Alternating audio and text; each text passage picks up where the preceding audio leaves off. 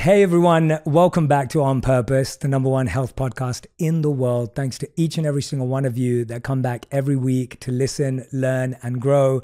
Now, it's very rare that I get to sit down with someone that I have admired for a very long time from afar, someone that I believe has inspired me through the sharing of their story, someone who speaks so vulnerably and openly about the things that I most care about: mental health, purpose, the journey of life and discovery and curiosity. And what I want to share about this person is when I bumped into them at a mutual friend's birthday party, and I just want to give a big shout out to Simeon Hayes, because this wouldn't happen without them. I love you, Simeon Hayes. You've been amazing guests on the podcast before as well. I wouldn't have bumped into this individual and had this opportunity to reach out to them. And as soon as I reached out, this has been the most flowing conversation and connection that I've possibly had on the podcast, to be honest. So I just want to put that out. I'm speaking about the one and only, someone who needs no introduction, but successful business founder, international supermodel, founder of the incredibly successful tequila brand 818, and star on the Hulu's The Kardashians, which premieres in second season on September 22nd. The one and only Kendall Jenner. Kendall, Hi. Thank you so much for doing this. Thanks for having me. That was a wonderful introduction. Oh, well, it's honestly been such an honor getting to know someone who, it's very rare that I find someone who functions with very similar values in a personal connection sense. So when I reached out to you, I really meant everything I said, and I could have written you an essay, but I was like, let's spare her the details. And then to get your response, and then for us to be here within a couple of weeks of connecting. Yeah. And even your message this morning, I just want people to know, I was like, the text you sent me this morning, I was like, this never happens. Like, I was like, this is amazing. And I was like, and I was literally going to do the same thing. And so to me, I was like, this is very rare. And so I love the synergy and the flow that we're experiencing. And Me too. I'm excited to get into Me it too. now. Yeah. It's funny because I called Hayes before the other day, and I was just like, oh my God, I'm going on your friend's show and whatever. And she was like, he's the best. You're just going to flow right into it. He's so easy to talk to. And that's literally what happened. And like I told you, I just feel like I manifested this moment for both of us and for this whole experience. And so I am really happy to be here. And I'm honestly honored. Like I said, I admire you, and there's so many people like you that I admire. So I think sitting down here with you is just so cool for me, and I get to talk about fun things with you. So. Amazing. First of many. And Right. and I wanted to start with, because I always like to start with just things that I've seen more recently. A couple of days ago, I think you posted a beautiful picture of you hugging your horse. Mm-hmm.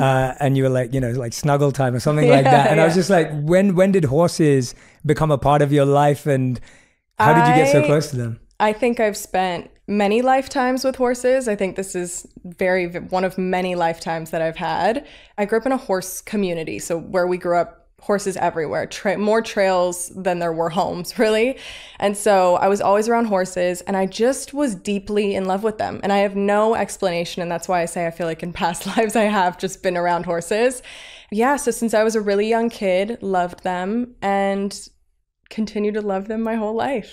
They're just the best. They're the most majestic and gorgeous and spiritual. They feel everything.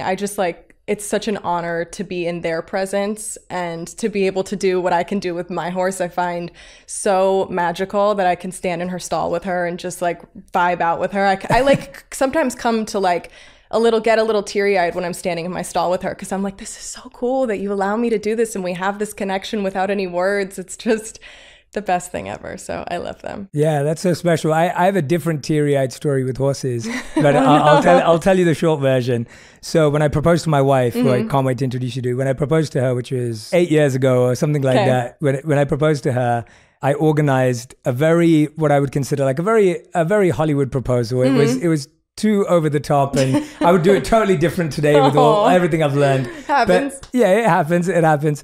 And so we were walking by the Thames in London, which is where we're both born and raised. And this a cappella group jumps out and they're singing Bruno Mars. And then like they give her a bouquet of flowers. And then I get down on one knee, I propose, we have dinner by the river. And then we walk around the corner, and there's a horse-driven carriage to take us around, to take us around London. And so we're on this carriage. We have this beautiful path through London, and then we get into the train to get back home to her parents to tell them, and they already knew.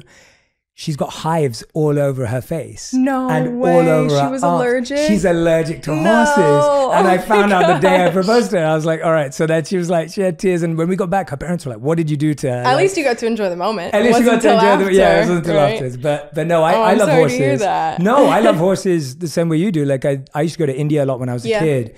And that's where I first learned to be with horses. And they're so therapeutic. and absolutely, yeah. There's a reason there's equine therapy. It's the best. But Exactly. yeah, they make me when I'm with her. I have a few, but I'm mostly with one of my horses right What's now her because her name's Delandra. I didn't name her. She came with her name, but I call her Dylan or Dill.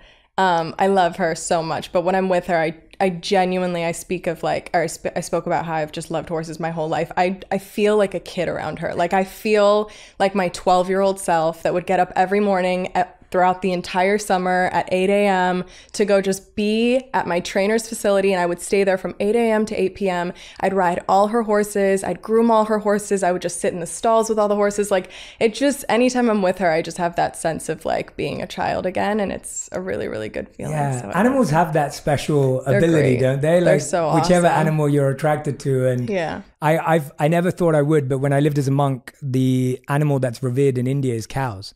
And you would never think of cows being like majestic or, in that way, especially when you're not in India. But the cows in India have these like lotus-like eyes. Like the eyes are just like absolutely Gorgeous. stunning. Yeah. And they're so special and they're such gentle animals. Yeah. And recently, Radhi and I went trekking with gorillas in Rwanda. And gorillas are we have to go. That sounds unreal. It was unbelievable. And they're the animal that's revered in Rwanda. So whenever they have a new gorilla that's born, they have a naming ceremony with the community. I love that. It's so beautiful. And then I heard somewhere that your first job was you were a dog walker. Yeah. And so I was thinking like, do you have any lessons or anything you learned by being a dog walker? I think first jobs are so interesting. Yeah. No, I mean, I was always a super disciplined child, like meaning I would put myself to bed at 7 p.m., be like, my mom would be like playing with me and my little sister and be like, Mom, it's 7. I got to go to sleep. Like it's time for my bedtime. She'd be like, are you okay? And so I was always that kid. And so I think I just was always really eager to like work. I don't know why. I just like wanted to always have something to do, something that I felt passionate about that I really enjoyed.